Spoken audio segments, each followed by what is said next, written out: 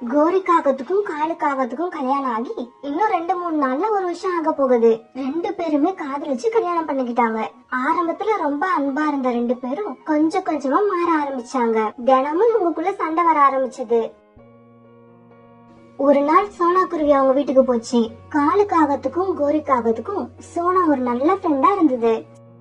சோனா அவங்க வீட்டுக்கு போனப்ப காலுக்காகவும் கோரிக்காகவும் முகத்தை திருப்பிக்கிட்டு உட்கார்ந்து இருந்தாங்க. 2 பேரோட முகமும் உம்முன்னு இருந்தது.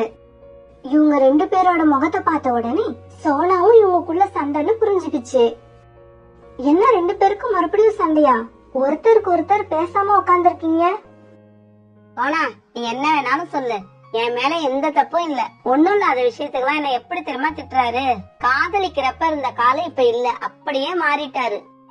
சோனா, மாறினது உண்மைதான். ஆனா மாறினது நான் இல்ல. இதோ இந்த கோரி தான். காதலிக்கிறப்ப நான் 4 வார்த்தை பேசணும்னா கோரி 1 வார்த்தை தான் பேசும். ஆனா கல்யாணத்துக்கு அப்புறம் கோரி மட்டும்தான் பேசிக்கிட்டே இருக்கா. என்ன பேசவே விடுறதில்ல. 2 பேருக்கும் கல்யாணம் ஆன புதுசுல உங்க வீட்டுக்கு நான் அடிக்கடி வந்திருக்கேன். அப்பெல்லாம் உங்க வீடு எப்படி தெரியுமா அமைதியா இருக்கும். உண்மைதான், கோரி பேச ஆரம்பிக்காத நேரம் அது. காலண்ணா, நானும் உங்க 2 பேருக்கும் எவ்வளவோ எடுத்து சொல்லிட்டேன். 2 பேரும் கேக்குற மாதிரியே தெரியல. உங்களுக்கு சொல்லி சொல்லி நான் தான் டயர்ட் ஆயிட்டேன். இப்படி சொல்ல சோனா அங்கிருந்து கிளம்பி போயிடுச்சு. ஒரு நாள் கோரிக்காக நதியில தண்ணி குடிக்க போச்சு. அப்ப அங்க ஒரு புது காகத்தை பாத்துச்சு. நீங்க யாரு? இதுக்கு முன்னால இந்த காட்டுல நான் உங்களை பார்த்ததே இல்லையே. இந்த காட்டுக்கு புதுசா வந்திருக்கீங்களா? ஆமா, என் பேர் ராக்கி. ஏற்கனவே சுந்தரமான காட்டுல அசிஸ்டன்ட் மேனேஜரா இருந்தேன். என்ன மேனேஜரா ப்ரமோஷன் பண்ணி இந்த காட்டுக்கு அனுப்புனாங்க. அப்படியா? அப்ப நீங்க பெரிய பொறுப்புலதான் இருக்கீங்க. அப்ப சம்பளமும் உங்களுக்கு அதிகமா தான் இருக்கும். ஆமாங்க, பதவி பெருசா இருந்தா பொறுப்புகள் நிறைய இருக்கும். பொறுப்புகள் நிறைய இருந்தா சம்பளமும் அதிகமா தானே இருக்கும். என்ன இவன் சம்பளத்தை நேரடியா சொல்லாம சுத்தி வளைச்சு பேசுறான். சரிங்க ராக்கி, உங்க வீடு எங்க இருக்கு? இதோ இந்த நதிக்கு பக்கத்துல தான் இருக்கு. அப்படியா? என் வீடு இந்த திசையில இருக்கு. சரிங்க, நான் கிளம்புறேன். எனக்கு வீட்டுல கொஞ்சம் வேலை இருக்கு. இப்படி சொன்ன கோரிக்காகவும் அங்கிருந்து பறந்து போச்சு. வீட்டுக்கு வந்த கோரிக்காகவும் ராக்கி காகத்தோட சம்பளத்தை பத்தியே நினைச்சுக்கிட்டு இருந்துச்சு. ராக்கிக்கு மனைவியா இருந்தா எவ்வளவு சந்தோஷமா இருக்கும். ஆமா ஆமா, அவ்வளவு பணம் சம்பளமா வந்தா சந்தோஷம் தன்னால வந்துரும்.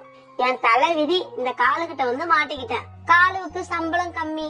இதுல மேலதிகாரிங்க காலுகிட்ட காட்டுற கோபத்தை வீட்டுல வந்து காலு என்கிட்ட காட்டும். ஒரு நாள் ஒரு பெண்காக நதியில தண்ணீர் குடிச்சுக்கிட்டு இருந்துச்சு. அப்ப அங்க வந்த காலுக்காகவும் தண்ணீர் குடிச்சுக்கிட்டு இருந்த பெண்காகத்தை பாத்துச்சு. இந்த பெண்காகம் எவ்வளவு அழகா இருக்கு. இன்னைக்கு பூரா பாத்துக்கிட்டே இருக்கலாம் போல இருக்கு. ஆனா இதுக்கு முன்னால இந்த காகத்தை நான் பார்த்ததே இல்லையே. ஒரு சமயம் வெளிக்காட்டுல இருந்து நம்ம காட்டுக்கு புதுசா வந்திருக்குமோ? எதுக்கு சந்தேகம்? அந்த காகத்துக்கிட்டே கேட்டுருவோம். மேம், நீங்க யாரு? இந்த காட்டுக்கு புதுசா வந்திருக்கீங்களா? உங்களை நான் இதுக்கு முன்னால இந்த நதி பக்கம் பார்த்ததே இல்லையே, அதான் கேக்குறேன். ஆமா, நான் இந்த காட்டுக்கு புதுசுதான். 2 நாளைக்கு முன்னாடி தான் இந்த காட்டுக்கு வந்தேன். அப்படியா? ரொம்ப நல்ல விஷயம். அப்புறம் என் பேர் காலு. உங்க பேர் என்னன்னு தெரிஞ்சுக்கலாமா? என் பேரு கோயல். நான் இங்க உள்ள ஒரு கம்பெனில அக்கவுண்டண்டா இருக்கேன். கோயல், இது வரைக்கும் எங்க குடும்பத்துல யாரும் வேலைக்கு போனதே இல்ல. நீங்க வேலைக்கு போனா வீட்டு வேலையை யாரு பாப்பா? வேலைக்காரி வச்சிருக்கீங்களா? இல்ல இல்ல, நான் செய்ய வேண்டிய வேலையெல்லாம் முடிச்சிட்டு தான் நான் வேலைக்கு போவேன். சாயங்காலம் திரும்பி வந்து மீதி இருக்கிற வேலையும் பாப்பேன். இப்ப எனக்கு வேலைக்கு போக டைம் ஆயிடுச்சு, நான் கிளம்புறேன். இப்படி சொல்லிட்டு கோயலுக்காக பறந்து போச்சு. கோரிய கல்யாணம் பண்ணி நம்மளோட லைஃபே வேஸ்டா போயிடுச்சு. கோயல் வேலைக்கும் போது வீட்டு வேலையும் பாத்துக்குது. இது ரொம்ப நல்ல விஷயம். நமக்கும் இப்படி ஒரு மனைவி கிடைச்சிருந்தா எப்படி இருந்திருக்கும். ஆமா, மனைவி வேலைக்கு போயிட்டு வந்தா சாயங்காலம் அவளும் களைச்சு போய் தான் வருவா. நம்ம கிட்ட சண்டை போட எனர்ஜி இருக்காது. ஆனா கோரி நல்லா சாப்பிட்டு சாப்பிட்டு தூங்கிட்டு சாயங்காலம் எழுந்திருச்சு புருஷன் எப்ப வருவான் சண்டை போடலாம்னு வெயிட் பண்ணிக்கிட்டு இருக்கா. இப்படியே சில நாட்கள் நகர்ந்துச்சு. இன்னொரு நாள் கோரிக்காகத்துக்கும் காலுக்காகத்துக்கும் மறுபடியும் ஒரு நாள் சண்டை வந்தது. கோரி, பேச்ச நிறுத்து. என்னால எவ்வளவு முடியுமோ அந்த அளவு பொறுத்து போயிட்டேன். இனிமே என்னால பொறுக்க முடியாது. நாம 2 பேரும் பிரிஞ்சிடுவோம், அதுதான் நல்லது. நான் வேற கல்யாணம் பண்ணிக்க போறேன். பொண்ணு கூட பாத்துட்டேன். அவளையே கல்யாணம் பண்ணிக்கிட்டு புது வாழ்க்கைய ஆரம்பிக்க போறான். இந்த விஷயத்தான் நானும் சொல்லணும்னு நினைச்சிட்டு இருந்தேன். நீங்க முந்திக்கிட்டீங்க. நானும் மாப்பிளைய பாத்துட்டேன். நீங்க கல்யாணம் பண்ற அதே முகூர்த்தத்துல நானும் கல்யாணம் பண்ண ரெடியா இருக்கேன். நிம்மதியான வாழ்க்கை வாழணும்னு எனக்கு மட்டும் ஆசை இருக்காதா என்ன? அவரு பெரிய மேனேஜர், கை நிறைய சம்பாதிக்கிறாரு. இவங்க இப்படி பேசிக்கிட்டு இருக்கும் போதே அங்க சோனா குருவி வந்துச்சு. என்ன கோரி அக்கா, உங்க 2 பேருக்கும் கல்யாணம் ஆகி நாளையோட 1 வருஷம் ஆக போகுது. எனக்கு என்ன ட்ரீட் கொடுக்க போறீங்க? என்னது, எங்க கல்யாணம் முடிஞ்சு 1 வருஷம் தான் ஆக போகுதா? எனக்கு என்னவோ பல வருஷங்கள் ஆன மாதிரி இருக்கு. அப்புறம் சொன்னா இந்த கோரி கூட இந்த 1 வருஷம் வாழ்ந்ததே பெரிய விஷயம். இதுவே ஒரு சாதனை. இந்த சாதனைக்கு நீங்க எல்லாம் சேர்ந்து எனக்கு தான் ஏதாவது பரிசு கொடுக்கணும். பாத்தியா சொன்னா எப்படி பேசுறாருன்னு? இப்படி பேசினா யாருக்காவது கூட வாழணும்னு ஆசை வருமா? நான் முடிவு பண்ணிட்டேன் சோனா, நான் வேற கல்யாணம் பண்ணிக்க போறேன். மாப்பிள்ளையும் பாத்துட்டேன். அவர் பேரு ராக்கி, பெரிய வேலையில இருக்காரு, எக்கச்சக்கமா சம்பாதிக்கிறாரு. சொன்னா கோரிக்கு கல்யாணம் நடக்க போகுதோ இல்லையோ, எனக்கு கல்யாணம் ஆக போறது நிச்சயம். பொண்ணு எப்படி தெரியுமா? வேலைக்கும் போவா, வீட்டையும் கவனிச்சுப்பா. அது பேரு கோயல். அதோட வீடு நதிக்கு பக்கத்துல தான் இருக்கு. கோயல் முகத்தை பார்த்தாலே தெரியுது, ரொம்ப அமைதியான பொண்ணு. அது கண்டிப்பா கோரி மாதிரி சண்டை போடாது. காலண்ணா, உங்களுக்கு நாளைக்குதான் ஃபர்ஸ்ட் வெட்டிங் டே வருது. அதுக்குள்ள 2 பேரும் 2வது கல்யாணத்தை பத்தி பேசுறது எனக்கு கொஞ்சம் கூட பிடிக்கல.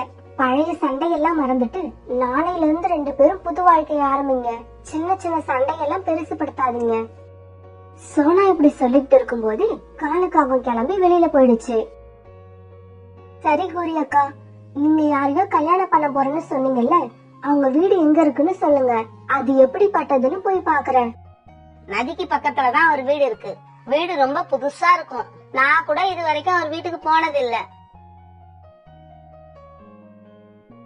இத கேட்டுக்கிட்ட சோனா இப்ப ராக்கி வீட்டை நோக்கி பறந்து போச்சு. உங்க பேர் தான் ராக்கிக்காகமா? ஆமா, என் பேர் தான் ராக்கி. ஆமா, நீங்க யாரு? என் பேரு சோனா. நான் எதுக்காக வந்திருக்கேங்கறது உங்ககிட்ட அப்புறமா சொல்றேன். ஆமா, இவங்க யாரு? இதுவா? இது என்னோட மனைவி. இவங்க பேரு கோயல். நாங்க 2 பேருமே இந்த காட்டுக்கு வந்து கொஞ்ச நாள் தான் இருக்கோம். நாங்க 2 பேருமே வேலை பாக்குறோம். ரொம்ப நல்லது. உங்களை சந்திச்சதுல எனக்கு ரொம்ப சந்தோஷம். கோயல், இந்த காட்டுக்கு வந்ததுக்கு அப்புறம் காலுங்கிற காகத்தை நீங்க எங்கேயாவது சந்திச்சீங்களா? ஆமா, சந்திச்சேன். நதிக்கு நீர் குடிக்க போயிருந்தப்ப பார்த்தேன். அப்ப அது தன்னோட பேரு காலுன்னு சொன்னதா ஞாபகம். கோரிக்காகம் பார்த்த மாப்பிளையும் காலு பார்த்துதான் சொன்ன பொண்ணும் இவங்க 2 பேரும் தானு சோனா குருவிக்கு இப்ப நல்லா புரிஞ்சு போச்சு. ராக்கி, கோமல், 2 பேரும் நான் சொல்ல வர விஷயத்த நல்லா கேட்டுக்கோங்க. எனக்கு காலுக்காகவும் கோரிக்காகவும் 2 நண்பர்கள் இருக்காங்க. 2 பேரும் கணவன் மனைவி. அவங்களுக்கு கல்யாணம் ஆகி நாளையோட சரியா 1 வருஷம் ஆகுது. அவங்க 2 பேருக்கும் அடிக்கடி சண்டை போட்டுக்கிட்டு இப்ப 2 பேரும் ஒருத்தருக்கு ஒருத்தர் பிரிஞ்சு வேற கல்யாணம் பண்ற அளவுக்கு போயிட்டாங்க. அவங்க உங்க 2 பேரையும் தனித்தனியா சந்திச்சதால நீங்க கணவன் மனைவிங்கிறது தெரியாம உங்களை கல்யாணம் பண்ண ஆசைப்படுறாங்க. இந்த நிலைமையில எனக்கு என்ன செய்யறதுனே தெரியல. சோனா, நீங்க சொல்ற விஷயம் சாதாரணமா நிறைய குடும்பங்கள்ல நடக்கிற விஷயம் தான். அவ்வளவு ஏன், என் குடும்பத்துல கூட 6 மாசத்துக்கு முன்னாடி இதே விஷயம் தான் நடந்தது. நாங்க ஒருத்தர் சரியா புரிஞ்சுக்காததுதான் அதுக்கு காரணம். நீங்க ஒண்ணு பண்ணுங்க, நான் சொல்ற இடத்துக்கு அவங்க 2 பேரையும் வர சொல்லுங்க. நான் உங்களுக்கு எடுத்து சொல்லி புரிய வைக்கிறேன். இத கேட்ட சோனா ராக்கிக்காக சொன்னதை அப்படியே போய் காலு காகத்துக்கிட்டயும் கோரி காகத்துக்கிட்டயும் சொல்ல அவங்க 2 பேரும் ரொம்ப சந்தோஷமானாங்க. ராக்கிக்காக சொன்ன இடத்துக்கு இவங்க 2 பேரும் போனாங்க. அங்க போன இவங்க அங்க ராக்கிக்காகவும் கோயிலுக்காகவும் நிக்கிறத பார்த்தாங்க. அவங்க 2 பேரும் ஒன்னா நிக்கிறத பார்த்த காலுக்காகத்துக்கும் கோரிக்காகத்துக்கும் எதுவுமே புரியல. பிறகு காலுக்காகத்தையும் கோரிக்காகத்தையும் பார்த்த ராக்கிக்காக இப்படி பேச ஆரம்பிச்சது. காலு, கோரி, நானும் கோயிலும் கணவன் மனைவி. எங்களுக்கு திருமணம் நடந்து 2 வருஷம் ஆகுது. ராக்கி இப்படி சொன்னதை கேட்ட காலுவுக்கும் கோரிக்கும் ரொம்ப ஏமாற்றமாவும் கொஞ்சம் வெக்கமாவும் இருந்துச்சு. பிறகு ராக்கி இப்படி தொடர்ந்து பேச ஆரம்பிச்சது. 6 மாசத்துக்கு முன்னாடி நானும் கோயிலும் உங்களை மாதிரி தான் விவாகரத்து பண்ணலாங்கிற முடிவுல இருந்தோம். இத்தனைக்கும் நாங்களும் லவ் மேரேஜ் தான் பண்ணிருந்தோம். எங்க குடும்பத்துக்கு ரொம்பவும் நெருக்கமான ஃபேமிலி ஃப்ரெண்ட் மீனாவை சந்திச்சேன். அவங்க கிட்டயும் என்னோட முடிவை சொன்னேன். அப்ப அவங்க என்கிட்ட என்ன தெரியுமா சொன்னாங்க? கல்யாணம் நடந்த கொஞ்ச நாள்ல கணவன் மனைவிக்குள்ள சண்டை வர்றது சாதாரணமான ஒண்ணுதான். அந்த பிரச்சனைக்கு 2 பேரும் பிரிஞ்சு போறது ஒரு நல்ல தீர்வு இல்ல. ஏன்னா இந்த உலகத்துல உங்கள மாதிரி எண்ணம் கொண்ட வாழ்க்கை துணை நீங்க எங்க தேடினாலும் கிடைக்க மாட்டாங்க. நீங்க யார கல்யாணம் பண்ணாலும் கொஞ்சம் கொஞ்சமா பிரச்சனைகள் வரதா செய்யும். இப்படி வர பிரச்சனைகளை அட்ஜஸ்ட் பண்ணி வாழ்க்கைய ஸ்மூத்தா கொண்டு போறது உங்க 2 பேரோட கையில தான் இருக்கு. உங்க 2 பேர்ல ஒருத்தருக்கு மத்தவங்க கிட்ட பிடிக்காத விஷயமும் இருக்கும், பிடிச்ச விஷயமும் இருக்கும். பிடிக்காத விஷயத்தையெல்லாம் ஜூம் அவுட் பண்ணுங்க, பிடிச்ச விஷயத்தையெல்லாம் ஜூம் பண்ணி பாருங்க. காலண்ணா, கோரி அக்கா, மீனா சொல்றத கேட்டீங்களா? இதுக்கு அப்புறமும் உங்க முடிவை மாத்திக்க போறீங்களா இல்லையா? ஆமா, ராக்கி சொல்றதும் சரிதான். காலுதான் பிரச்சனைன்னு நினைச்சு நாம வேற கல்யாணம் பண்ணி வர்றவன் காலுவை விட பெரிய பிரச்சனையா இருந்துட்டா நாம என்ன பண்றது? பேசாம காலுவே அட்ஜஸ்ட் பண்ணி வாழ்ந்துட வேண்டியதுதான். ராக்கி சொன்னதையும் யோசிச்சு பார்த்தா சரிதான்னு தோணுது. அம்மா கூட சின்ன வயசுல சொல்லியிருக்காங்கல்ல, தெரியாத தேவதையை நம்பி போறதை விட தெரிஞ்ச பிசாசை நம்பி போலாம்னு. கோரி அட்ஜஸ்ட் பண்ணிக்கிட்டு கோவப்படாம வாழ்க்கையை ஓட்ட வேண்டியதுதான். காலேஜி, என்ன மன்னிச்சிருங்க. இனிமே வீட்டு வேலையில எந்த குறையும் இல்லாம நான் பாத்துக்கிறேன். நான் செஞ்ச தப்பு என்னன்னு இப்ப நான் நல்லா புரிஞ்சுக்கிட்டேன். கோரி, என்னையும் மன்னிச்சிடு. இனிமே நான் கோவப்பட்டு உன்னை திட்டவே மாட்டேன். எதுவா இருந்தாலும் அன்பா சொல்லியே உனக்கு புரிய வைப்பேன்.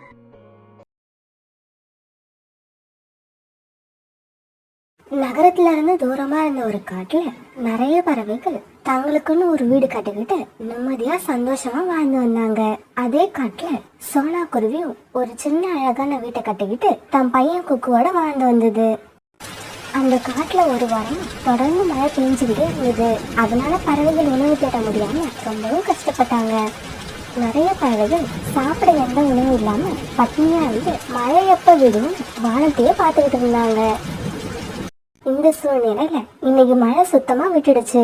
சோனா குருவி மழை விட்டதால காலையில அவசரமா உணவு தேட கிளம்பிட்டு இருந்தது. அம்மா அம்மா, உங்க கூட உணவு தேட இன்னைக்கு நானும் வரேன். எனக்கும் உங்க கூட பறந்து வரணும்னு ஆசையா இருக்கு. குக்கு, நீ பறக்க ஆரம்பிச்சிருதான், இருந்தாலும் எங்க கூட உணவு தேட பறந்து வர அளவுக்கு இன்னும் உனக்கு அனுபவம் பத்தாது. இன்னும் கொஞ்ச நாள் போனதுக்கு அப்புறம் அம்மாவே உன்னை என் கூட அழைச்சிட்டு போறேன். என்ன அம்மா, எனக்கு தெரிஞ்சு நீங்க ரொம்ப நாளா இப்படிதான் சொல்லிக்கிட்டே இருக்கீங்க. ஆனா நீங்க இது வரைக்கும் என்ன அழைச்சிக்கிட்டு போனதே இல்ல. சோனா குருவியும் அது பையன் குக்குவும் இப்படி பேசிக்கிட்டு இருக்கும் போது புறா தன்னோட பையன் ராஜியை அழைச்சிட்டு வந்தது. புறான்னா, என்ன இவ்வளோ லேட்டா வரீங்க? நான் உங்களை தான் எதிர்பார்த்துக்கிட்டு இருந்தேன். சீக்கிரம் கிளம்புங்க. குக்கு நேற்று ராத்திரியில இருந்து எதுவுமே சாப்பிடல. ராஜி, நீ குக்கு கூட விளையாண்டுகிட்டு வீட்லயே இருக்கணும். வெளியில எங்கேயும் போக கூடாது. அதை விட முக்கியம், நீயும் குக்குவும் சண்டை போட்டுக்க கூடாது. புறா அங்கிள், நீங்க கவலைப்படாம போயிட்டு வாங்க. ராஜியை நான் பத்திரமா பாத்துக்கிறேன். குக்கு இப்படி சொல்ல பிறகு சோனா குருவியும் புறாவும் உணவு தேடத்துக்காக வெளியில பறந்து போனாங்க. காகமே, நீ என்னோட நீண்ட நாள் நண்பன் தான். இருந்தாலும் என்ன பண்றது, நான் மாமிசம் சாப்பிட்டே ரொம்ப நாள் ஆகுது. என்னால ஆசையை அடக்க முடியல. கழுகக்கா, ரொம்ப நாள் கழிச்சு மாமிசம் சாப்பிடுற நீங்க போயும் ஒரு காகத்தோட கறியவா சாப்பிடணும்? என்ன விட்டுருங்க. அப்படி விட்டுட்டீங்கன்னா உங்களுக்கு நல்ல ருசியான மாமிசம் உள்ள பறவைகளை உயிரோட இங்க அழைச்சுக்கிட்டு வருவேன். காகமே, உன்னோட யோசனை நல்லாதான் இருக்கு. இருந்தாலும் உன்னோட பேச்ச நம்புறதுக்கு தான் கஷ்டமா இருக்கு. இப்படி சொல்லிட்டு வெளியே போற நீ திரும்பி வரலன்னா நான் என்ன பண்றது? கழுகக்கா, என்னோட பேச்ச நம்புங்க. தயவு செஞ்சு என்ன உயிரோட விட்டுருங்க. நீங்க அறிமுகம் இல்லாத பறவை கிட்ட பேசுற மாதிரி என்கிட்ட பேசுறீங்க. என்னோட வீடு தான் உங்களுக்கு தெரியுமே. ஒரு கால் நான் திரும்பி வரலன்னா நேரா என்னோட வீட்டுக்கு வந்து என்ன கொண்டு தின்னுடுங்க. காலுக்காக இப்படி சொன்ன உடனே கழுகக்கா காலுக்காகத்தை விடுதலை பண்ணுச்சு.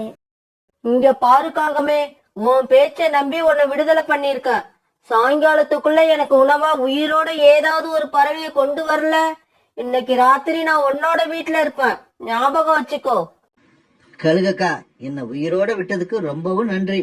அதே மாதிரி உங்ககிட்ட சொன்ன மாதிரியே இன்னைக்கு சாயங்காலத்துக்குள்ள ஏதோ ஒரு பறவையோடு நான் இங்க வரேன். ஆனா ஒரு விஷயம், நான் திரும்பி வர்ற வரைக்கும் நீங்க ஏதாவது ஒரு மரத்துக்கு பின்னால போய் மறைஞ்சு உக்காருங்க.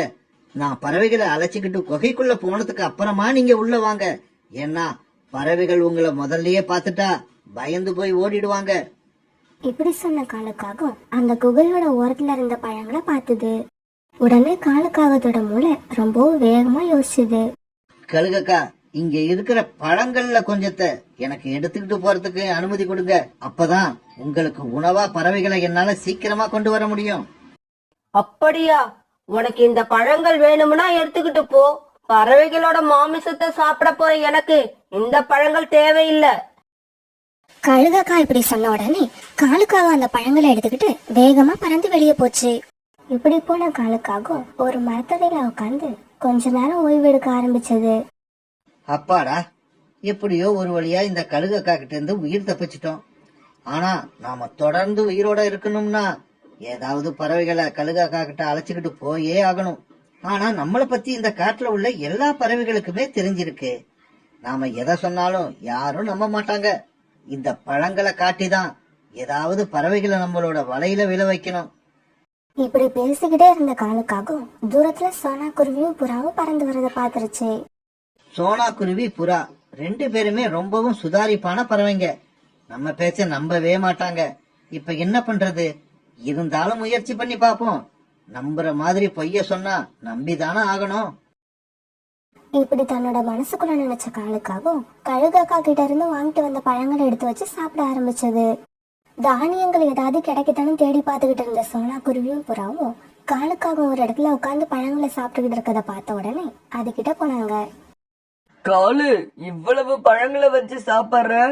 என்னோட குழந்தையும் சோனா குருவியோட குழந்தையும் நேத்துல இருந்து எதுவுமே சாப்பிடாம பசியில இருக்காங்க.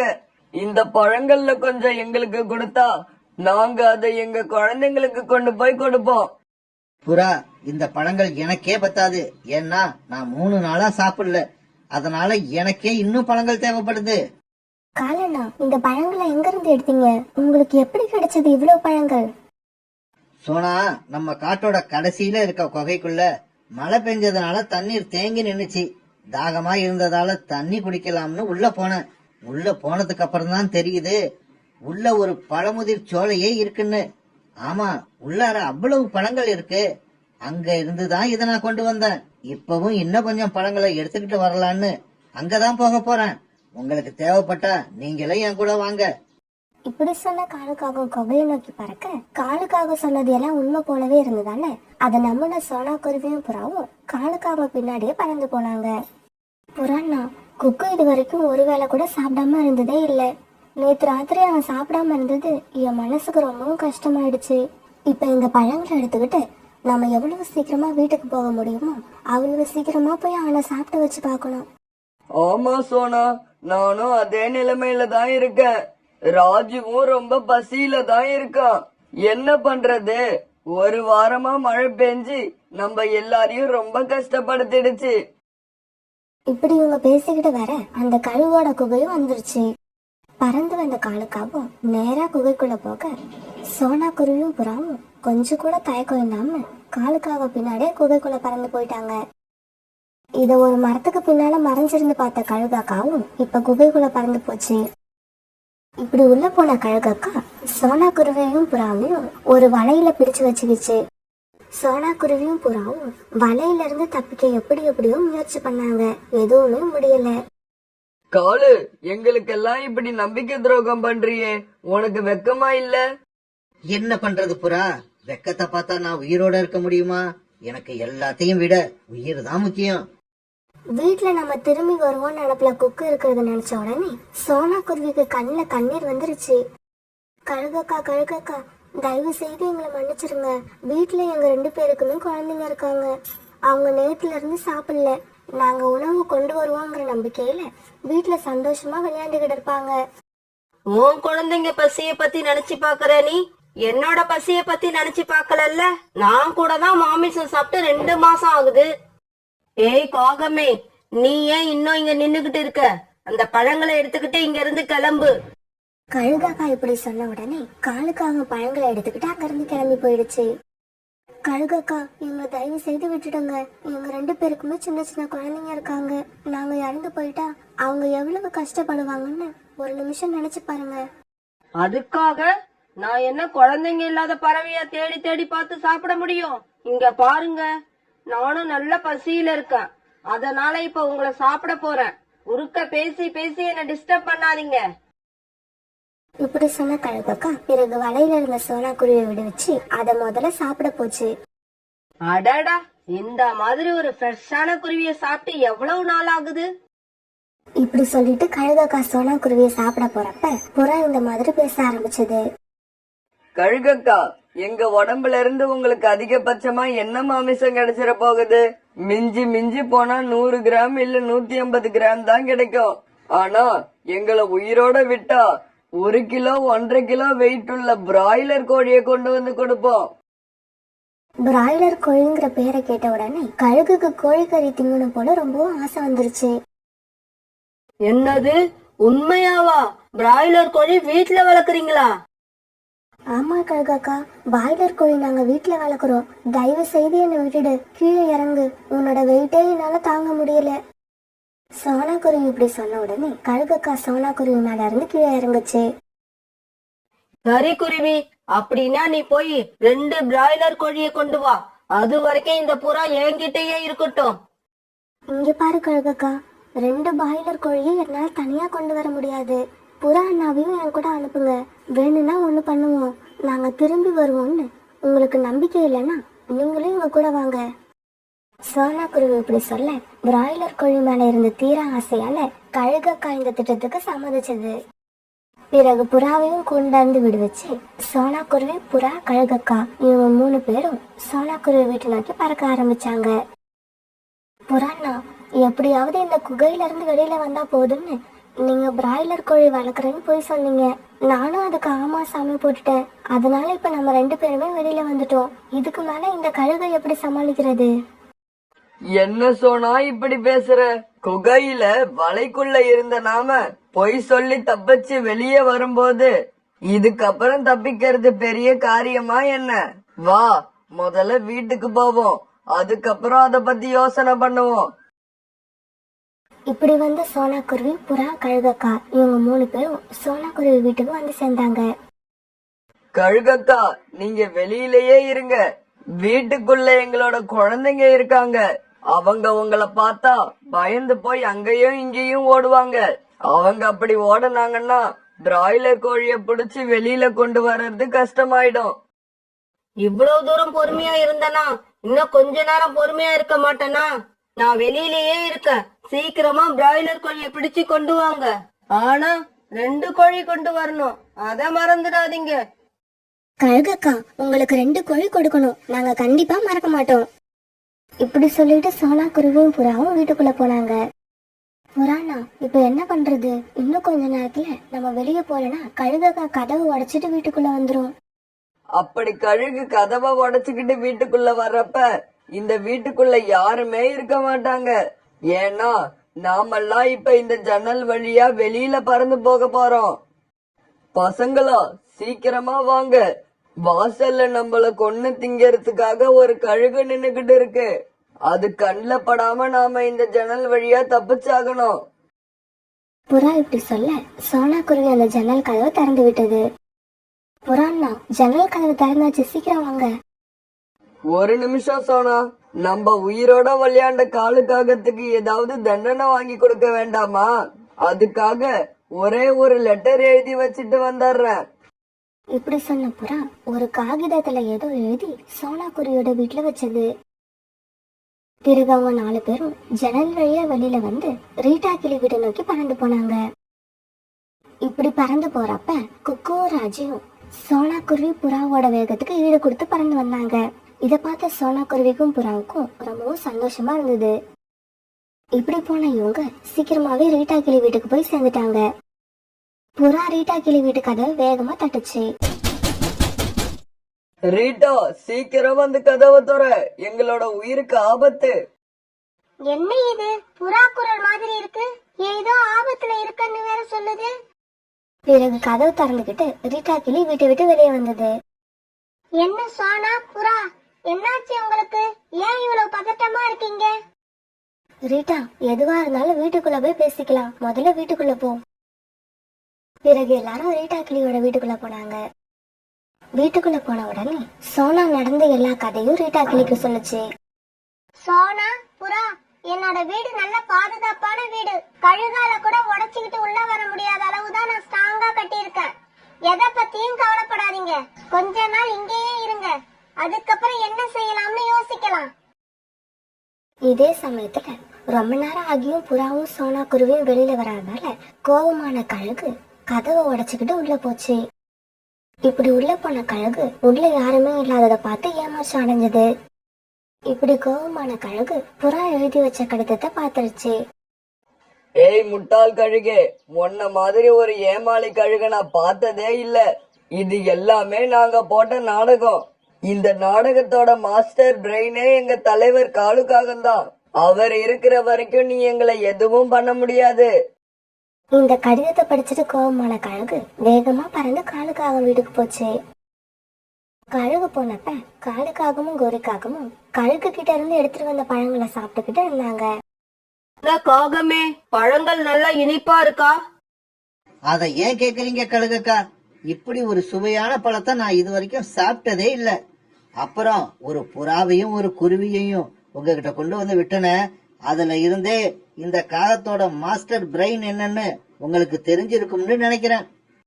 ஏய் காகமே, உன்னோட மாஸ்டர் பிரெயின் என்னன்னு எனக்கு கொஞ்ச நேரத்துக்கு முன்னாடிதான் தெரிஞ்சது. அதனாலதான் உன்னை பாராட்டிட்டு போகலாம்னு இங்க வந்தேன். இப்படி சொன்ன கழுகு காலுக்காகத்து மேல பாய்ச்சி தன்னோட ஆத்திரம் தீர அடிக்க ஆரம்பிச்சது. இதை பார்த்த கோரிக்காகவும் சாப்பிட்டுக்கிட்டு இருந்த ஆப்பிளோட வீட்டை விட்டு வெளியில வந்து உட்கார்ந்தது. ரொம்ப நாளைக்கு அப்புறம் ஒரு பழம் சாப்பிடுறேன், அத கூட நிம்மதியா சாப்பிட முடியல.